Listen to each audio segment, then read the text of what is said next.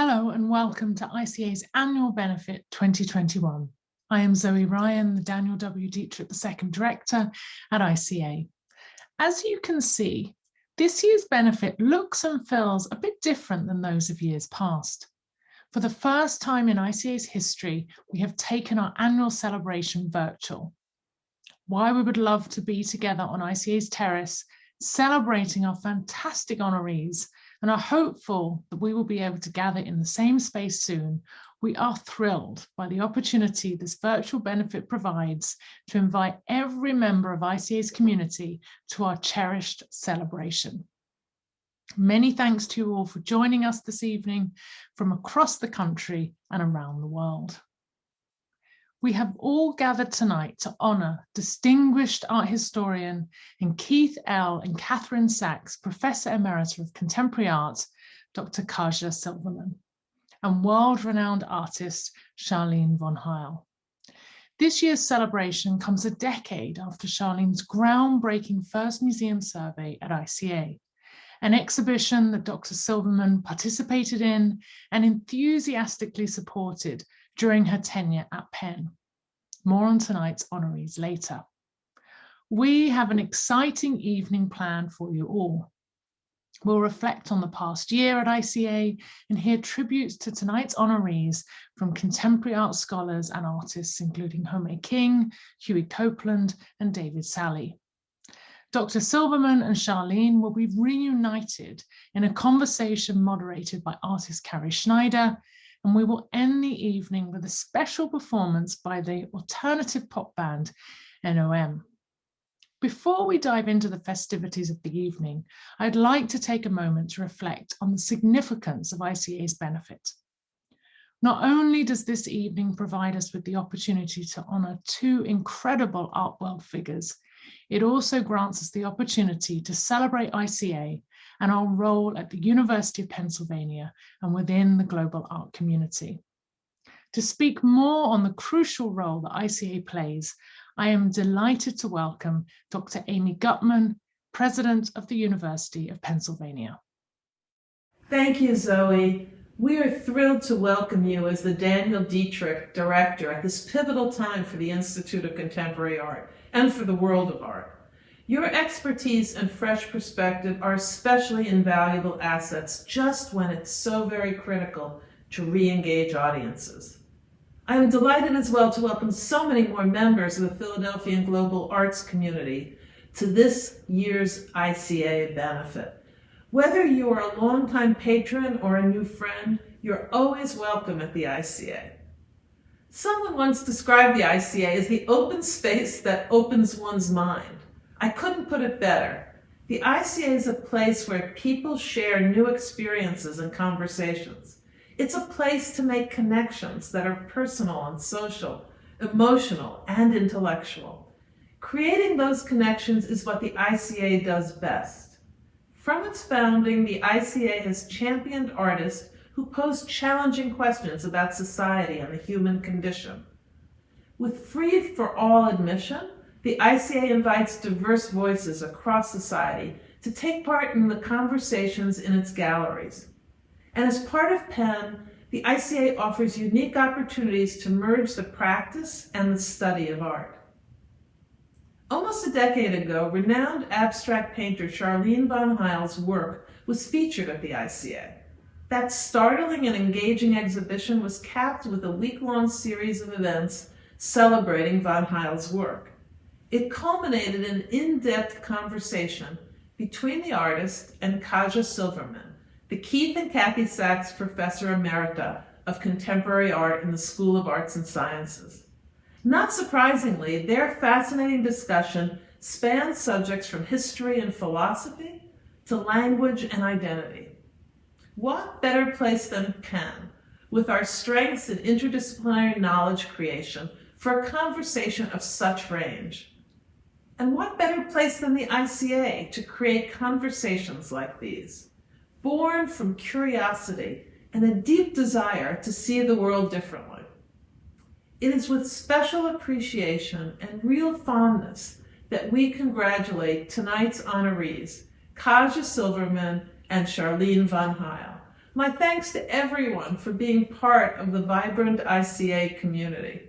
Your support and your engagement are critical to the ICA's ability to celebrate the power of art, to invite, to inform, to intrigue, and to inspire humankind. Now back to you, Zoe. Thank you, Dr. Gutmann. 2020 and these early months of 2021 have been difficult as we as a global community have faced unparalleled challenges. This time has tested our humanity, our strength, and our resilience. But despite the challenges, we were shown the power that art possesses to heal, unify, and inspire. As Dr. Gutmann shared, ICA has long recognized the power of art. For almost 6 decades, the ICA has championed and supported artistic voices who help us frame and reframe readings of the world. That's why we dedicated the last year to enhancing our digital space and continuing to provide opportunities for our audiences to engage with the art and artists of our time, even when our doors were closed.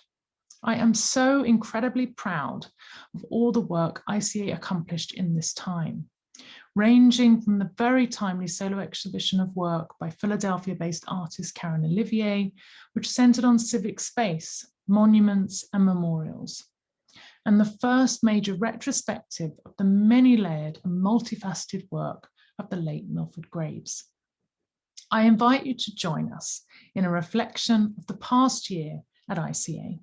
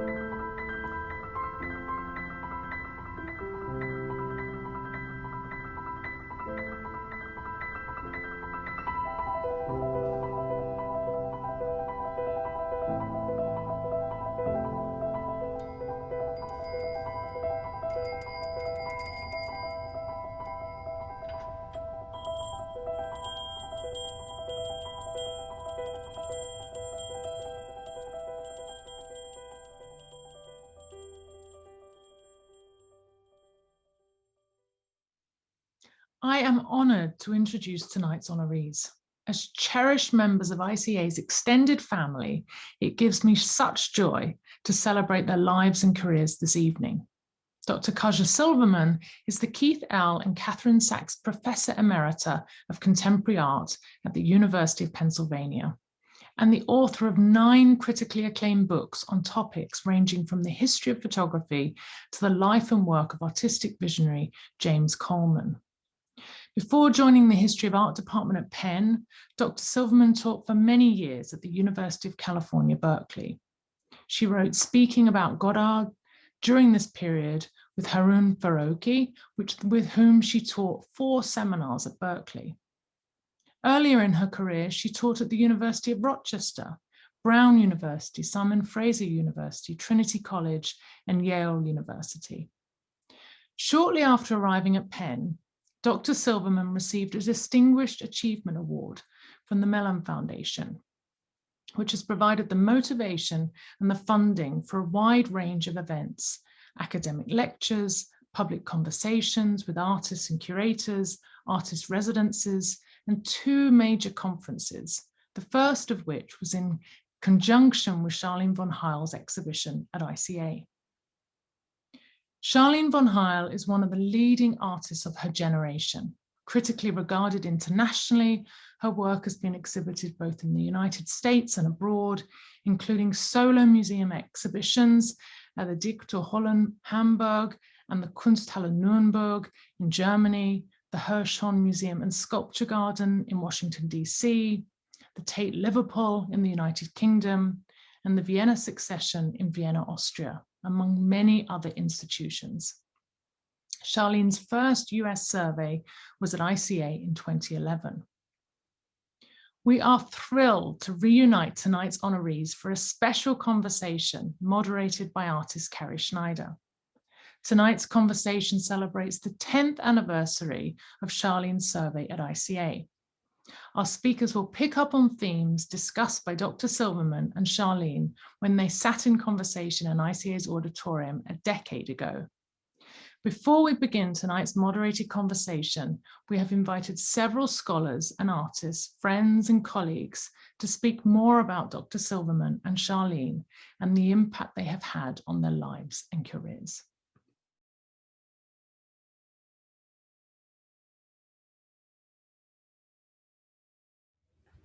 Dear Kaja, congratulations.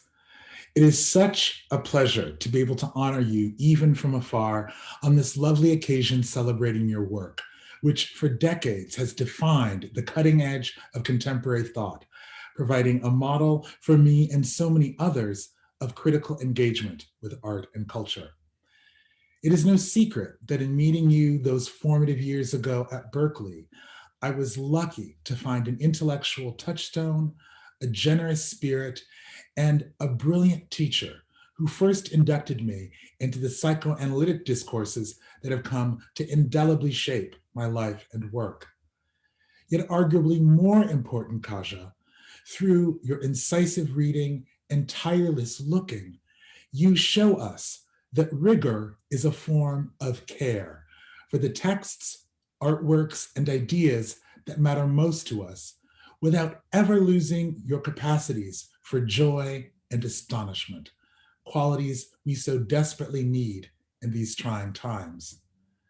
Thank you for leading the way, and brava from your fans in Chicago. Yours, as ever, Huey.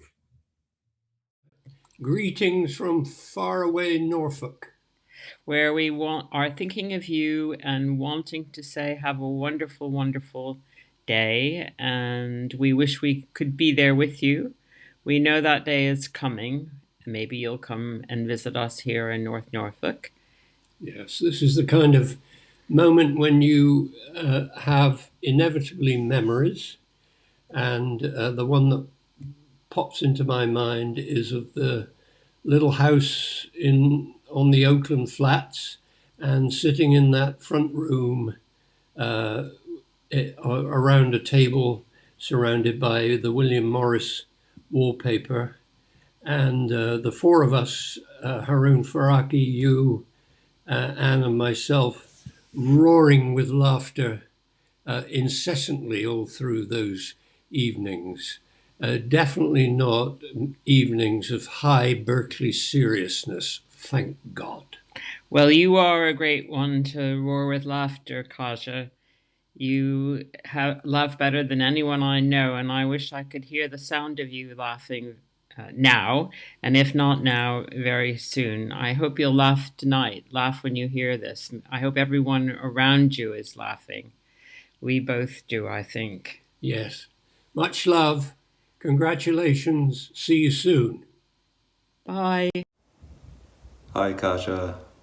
I want to send the warmest congratulations to you on this great honor from the ICA. You certainly deserve it, more than anyone else I can think of. You know, I don't even know where to begin when thinking about how much you've affected my life. Everything changed for me once I met you and took your class, Art Now, and the seminar, and I mean, it kind of feels like I had my life before you, and then after you, and yeah, I didn't really feel like an artist before, and I certainly do now, and I think a lot of that is because of our many long and terrific conversations. As I was thinking about what to say for this warm congratulations, I was thinking about your 3-person picture and about our conversation, and how, you know, there really you might need a theory for a 4-person picture, because all of the pictures you love the most are always shared with not just one beholder, but 2. They're part of a dialogue. Warmest congratulations. Fantastic. You're terrific. I hope you enjoy this. Bye. Kaja, one of the incentives for me to join the team as a curator at ICA was knowing that you were also a part of the Penn community. I still have a vivid memory of meeting you for the first time, now almost 10 years ago, in your office alongside your 2 beautiful colleagues.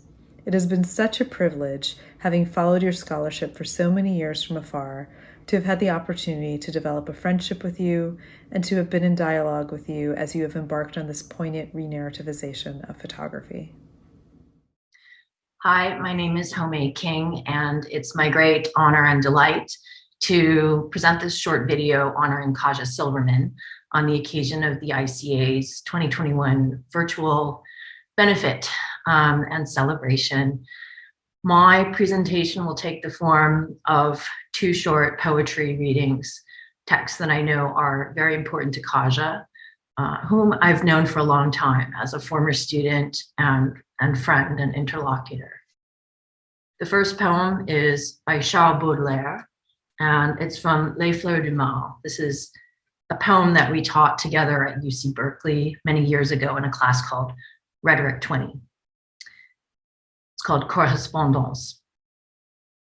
La nature est un temple où des vivants piliers laissent parfois sortir des confuses paroles. L'homme y passe à travers des forêts de symboles qu'il observe avec des regards familiers. Comme des longs échos qui de loin se confondent dans une ténébreuse et profonde unité, vaste comme la nuit et comme la clarté, les parfums, les couleurs et les sons se répondent. And my second reading is from a much bigger book called Nothing Personal by James Baldwin and Richard Avedon. And this is a passage that I know Kaja loves very much.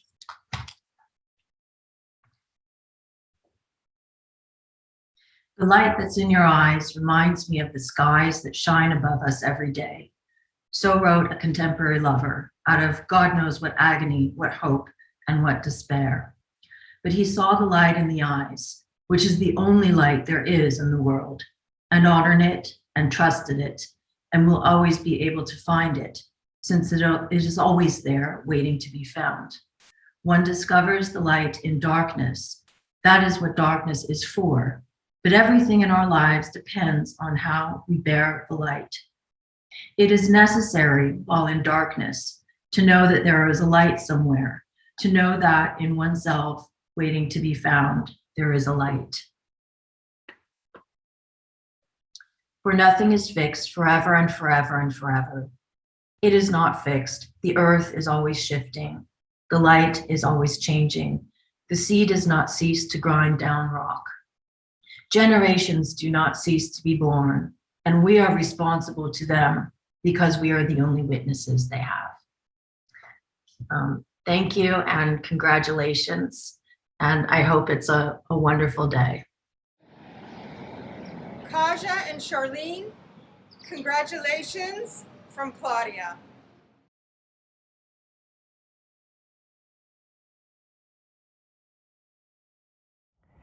Dearest Charlene, I'm so thrilled to be able to offer a few words of my incredible appreciation and admiration for you and for your work, for your fearlessness, for your courageousness, for your incredible example and contributions to our field and to the history of contemporary painting.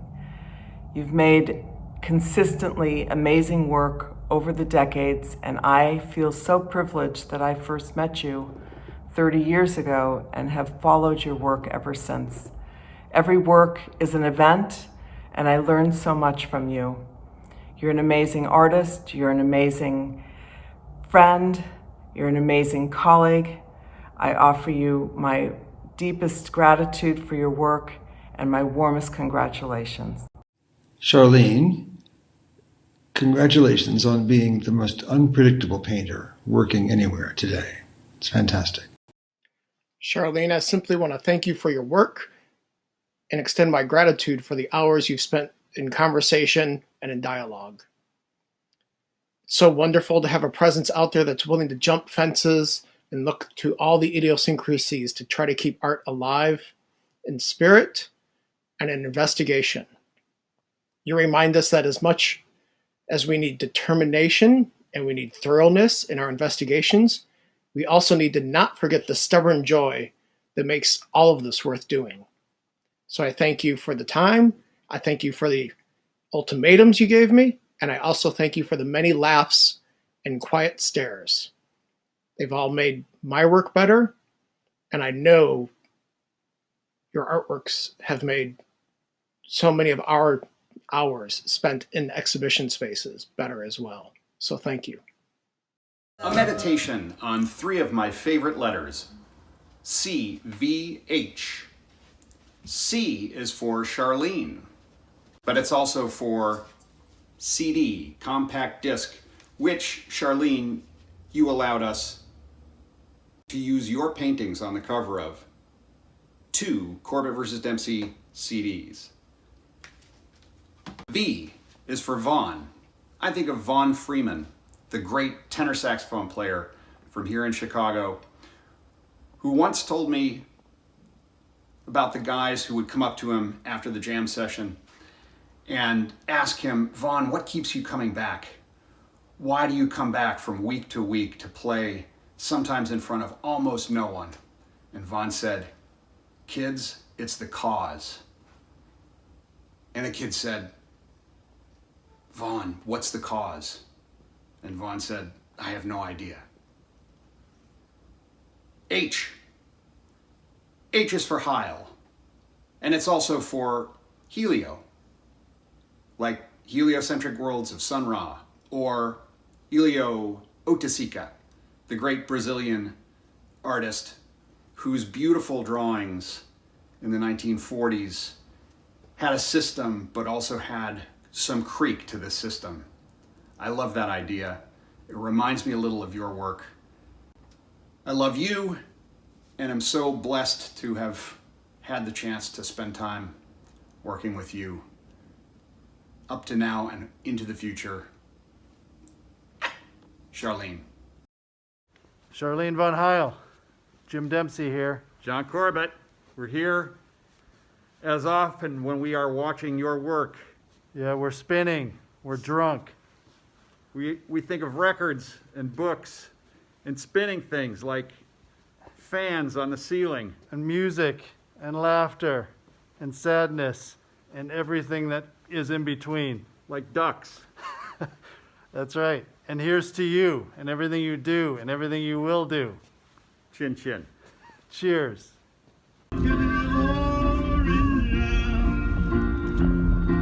Charlene, good night. Charlene, good night. Good night, Charlene. Good night, Charlene. We'll get you in our dreams.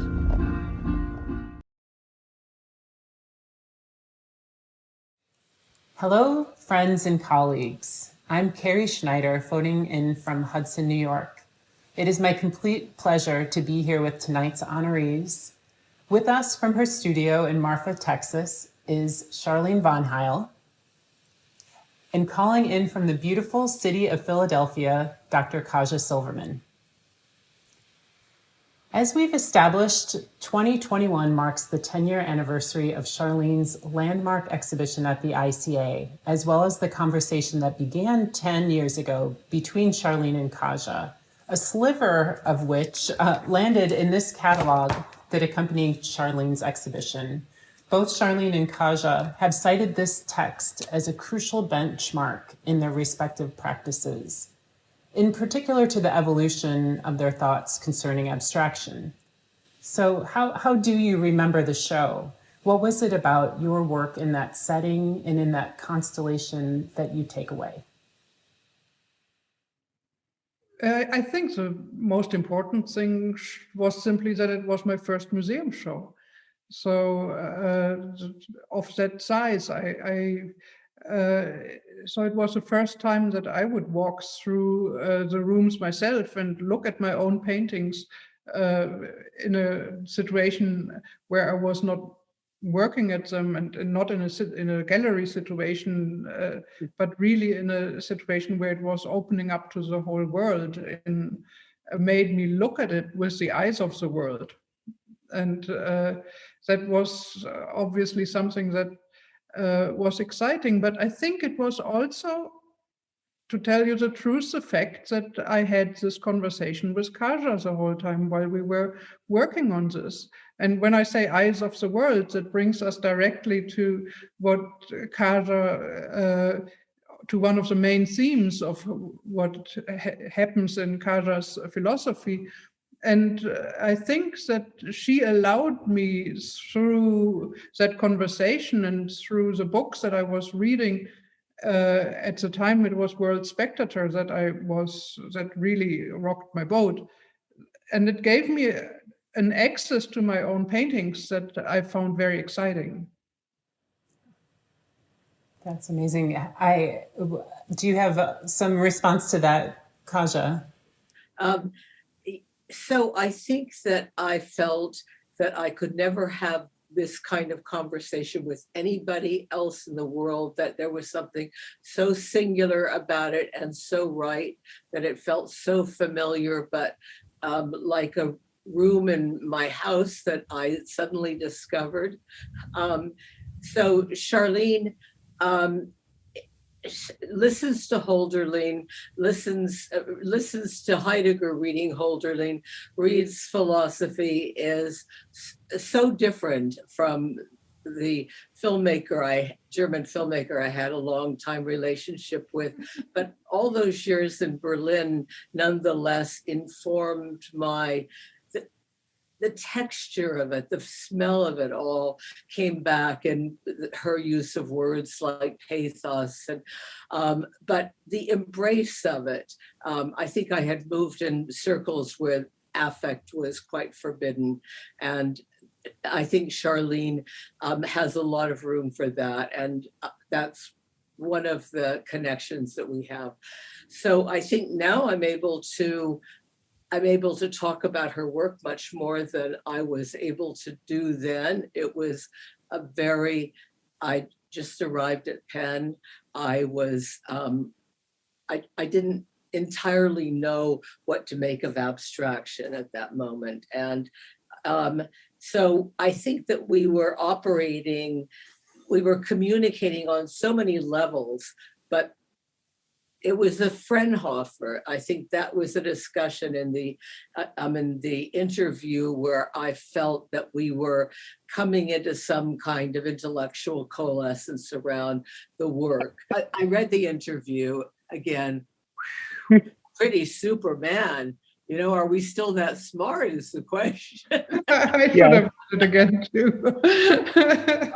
And I love so many things in it, especially that early thing about architecture and inner space. And is that still interesting to you? What I recall is that I was obsessed with the idea of staging as something that allowed me to not be myself. Okay, here it is. So I say, what role does philosophy play in your thought and your work? And you say there are actually several roles it plays. I am, for example, using philosophy as a tool in the studio, sometimes in a quite physical way, or so it seems. And then this is the really fascinating part, to change the architecture of my mind space and to set up a stage for concentration and inspiration, to create an illusion of mental depth. I know exactly what you're talking about. Don't you think that? Yeah, and we were talking also about what has changed in the time between then and now. Right. And the very same thing, I would say now in a much simpler way, which is that the abstract space, that this kind of philosophy that I was talking about, which was mainly Heidegger, was creating in my head, was that it was really basically emptying it out in a way that because I just don't understand it. I have a feeling for it, it fills me with something because it is so present as language, but it doesn't give an intellectual reaction. And I think that was what I meant when I was saying that I needed my brain to be somehow there, but not thinking about something. So it's almost like listening to Beethoven or something like that. At the time, I was also interested in a certain pathos, so that was what I meant with that. And I think that if you ask if that is still something that I do in the studio, the answer would be no, because I'm just too impatient for it now. I don't need that kind of what I in the interview I also called a fake grandeur of staging myself as an artist to do something. I'm just so interested in what I'm doing, and I have so many things to do that I want to do. I have accelerated the process so much that I don't have time for that anymore, to construct any mind spaces that might be echoing an emptiness that I find interesting as an abstract idea. I think you, Kaja, and Charlene, you agree that the two of you have very similar unconventional ways of thinking. And Charlene, you have said that Kaja has a hungry mind that you relate to. And Kaja, you have called Charlene one of the most ready to connect people I've ever met in my entire life. So Charlene, can you expand on this, please? As an artist, what is it like to have Kaja in your studio? The thing about Kaja is that she brings out the best in you. And I think she brings out the best in her students. She has this generosity where because her standard is so high and she takes so many risks in her thinking and in expressing that thinking. You want to be on par with it. So, like, it takes away the shame of talking about painting. Because she has no shame in putting things together that I truly believe need to be put together, but are normally not, and that's normally not been done. I think that she brought out this standing in front of a painting and talking to her about it and making me understand something about my own painting while I was talking that I didn't even know I knew. It's tremendously exciting to be in your studio from day one. I mean, you've been pulling books down from the shelf, talking about Paul Tech. I mean, it was an intellectual adventure. Each time I went, I felt as if I had been given a huge gift, a great gift. And yes, and there were those synchronicities, like that you were actually just working about Orpheus and the myths, and I made a whole artist book about it, and we had been both obsessed with that myth for quite a while. And I have the feeling there have been several of those things now. Where it just was as if like our minds had been run in a parallel universe at the same speed or something like that, or at the same with this, like looking at the same things, but from a completely different perspective. It was so amazing to me. I mean, first of all, there was a wonderful painting commissioned or requested by a cellist, and I'll let her tell that story, but it's a remake of Botticelli's Primavera, and I think that I said to her, it's your Guernica. I think it is really a work of that high gravity and importance and density. I don't mean difficult to understand, but a kind of thickness of being. At any rate, to find her there, because that my work on photography strangely has taken me precisely to that same period, and I had been also working with Botticelli, but on his illustrations for Dante's Divine Comedy. But basically, I am in that period dealing with Raphael and Leonardo and Alberti, etc. And that she could be in Marfa, I could be in Philadelphia. 10 years had gone by. Wow, And we're again thinking about the same thing. Yeah.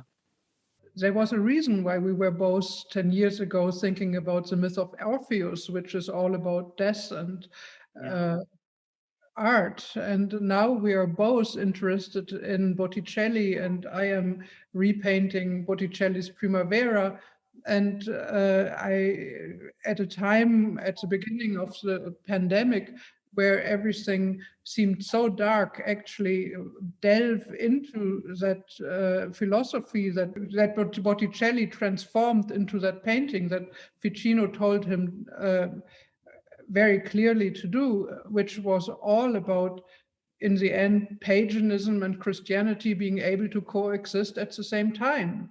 The beauty of that, and also the beauty of becoming, of being and becoming, all that is, so clearly the whole Neoplatonic ideas of that are so rich and open, and that give a moment in history like no other, where everything was possible, where psychology gets in for the first time, where religion is open, and you're completely into Neoplatonism as well right now, from what I understand.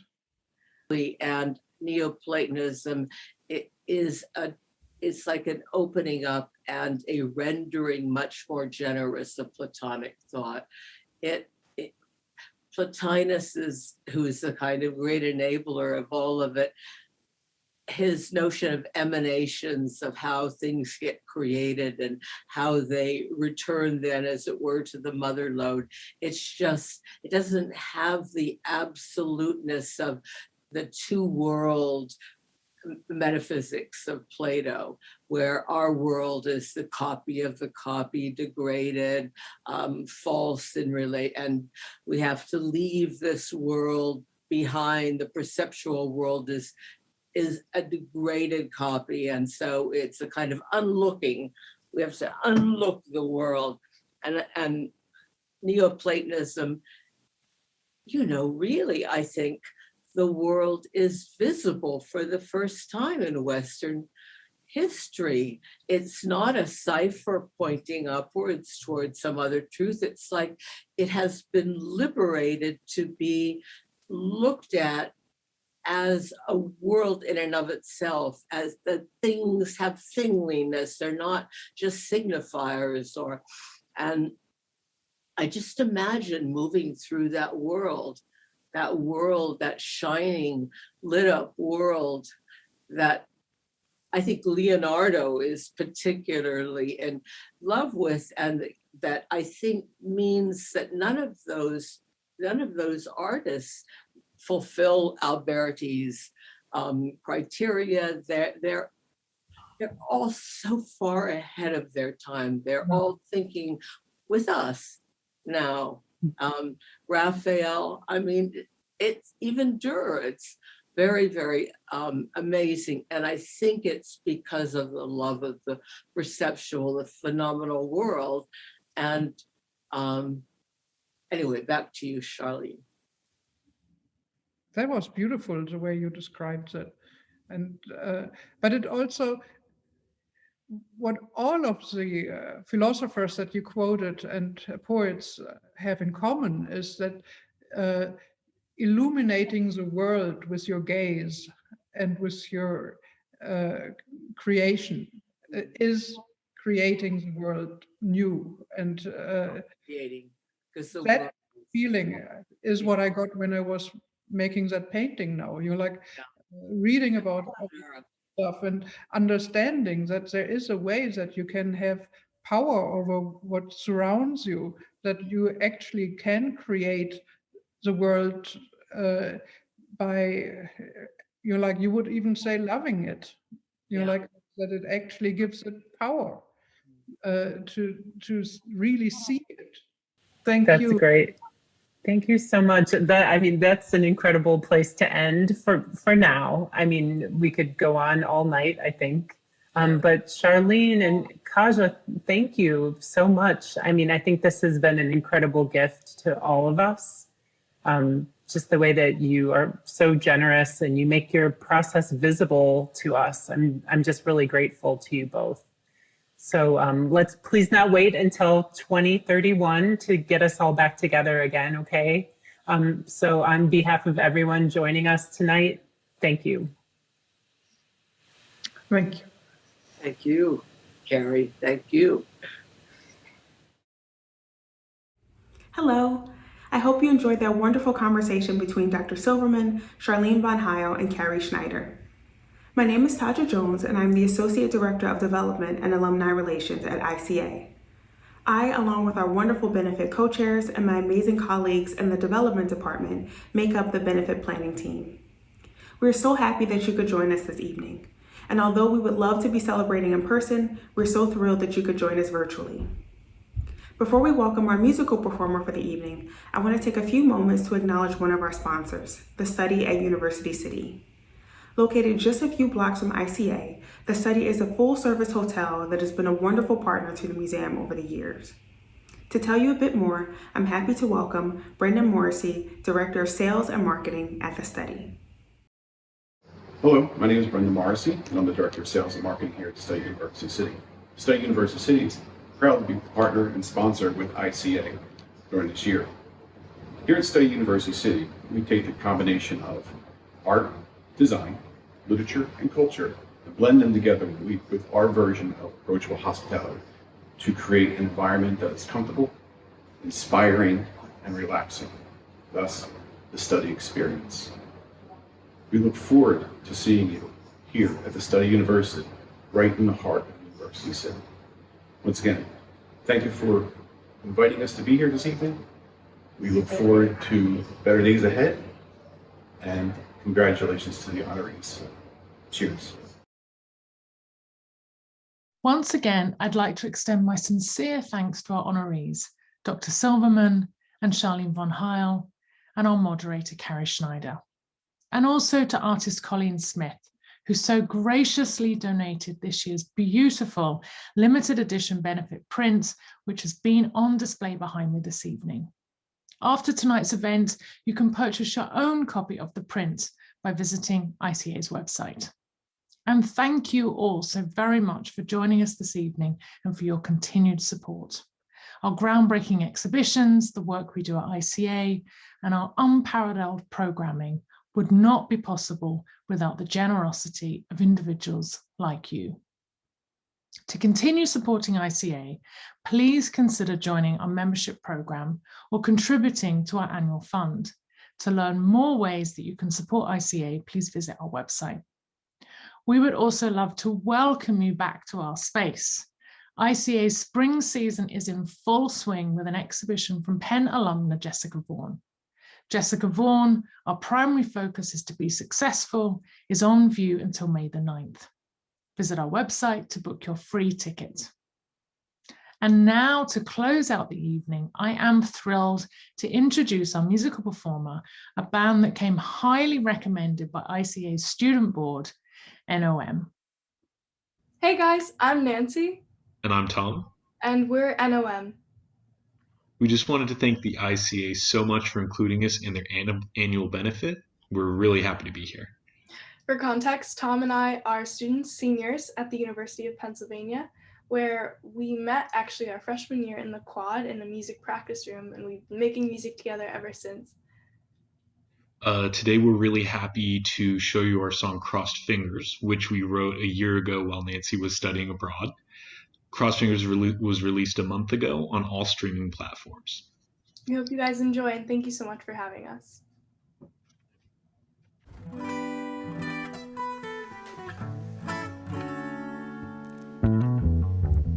Oh, you're a dream come true.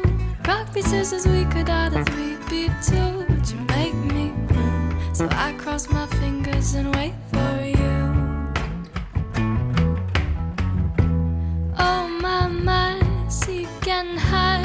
All you wanna do is push me till I cry, and I don't know why.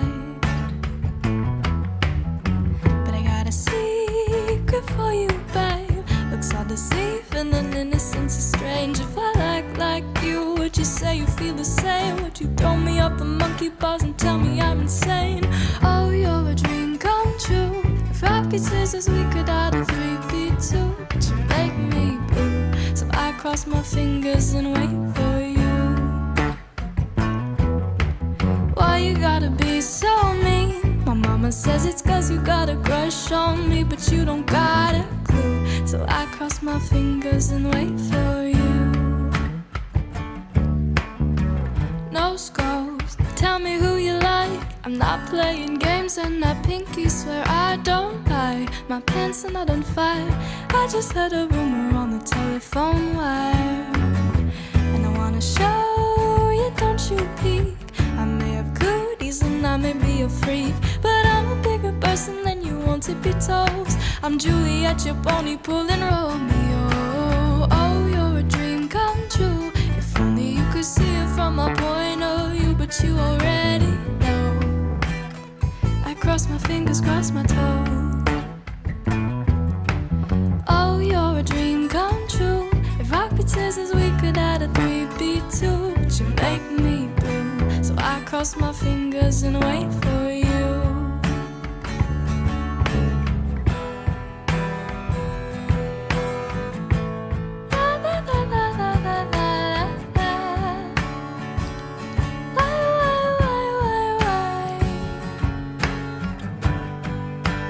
Why you gotta be so mean, mean, mean, mean? Oh, you're me sisters, we could add a 3v2, but you make me blue. So I cross my fingers and wait for you. Why you gotta be so mean? My mama says it's 'cause you got a crush on me, but you don't got a clue. So I cross my fingers and wait for you. Oh, you're a dream come true. If rock, paper, scissors, we could add a 3v2, but you make me blue. So I cross my fingers and wait for you. Why you gotta be so mean? My mama says it's 'cause you got a crush on me,